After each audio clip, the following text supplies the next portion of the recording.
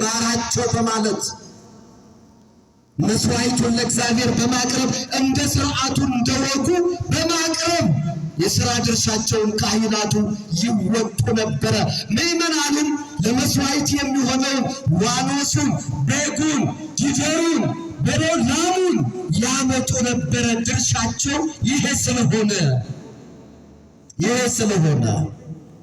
ስለዚህ ነቢየ እግዚአብሔር ዳዊት ምን አለ? ጸገብነ እግዚኦ እምበረከተ ቤትከ፣ ከቤትህ በረከትን ጠገብን። በዚህ ቤት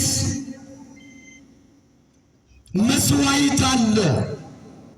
ካህናቱ ከመስዋዕቱ በልተው ይጠግባሉ፣ ራባቸውን ያስወግዳል።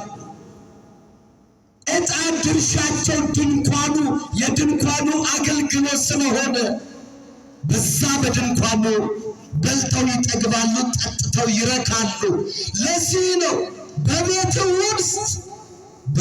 ውስጥ በረከትን ጠገብን። አስራት በኩራቱ በድሮ ለካህናቱ ይመጣል፣ ይሰጣል።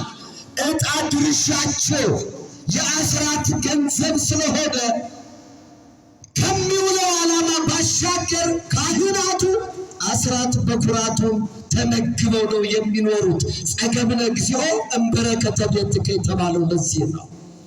ካህናቱ በረከትን ይጠግባሉ። በቤተ መቅደሱ፣ በድንኳኑ፣ በመገናኛው ድንኳን።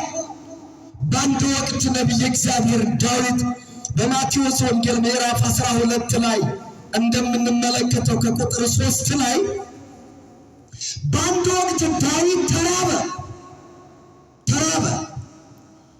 በጦርነት ሳለ፣ በሽፍትነት ሳለ፣ ጠላት እያሳደደው ሳለ ነፍሱን ለማዳን ካንተራ በሚልበት ሰዓት በምድረ በዳ እንጀራ በሌለበት ሕይወት ነች። እንዲህ በቀላሉ ሕይወትን መስጠት የለምና ከጠላት ተደብቆ በጣትን እየተከላከለ እንደውም እየገደለ ሳይሆን ጠላትን እየታገሰ እግዚአብሔር ጠላትን አሳልፎ በእጁ እየሰጠው እያለ አልገድልም በማለት በመሸሽ በዚህ ጊዜ ተራበ። ስለዚህ ማቴዎስ ምን ብሎ ጽፏል?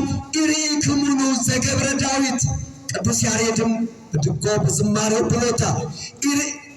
ኢሪክሙኑ ዘገብረ ዳዊት ዘከመ ቦአ ውስተ ቤተ መቅደስ ወበልዐ ኀባሁ ዘቁርባን። ዳዊት ያደረገውን አልሰማችሁምን?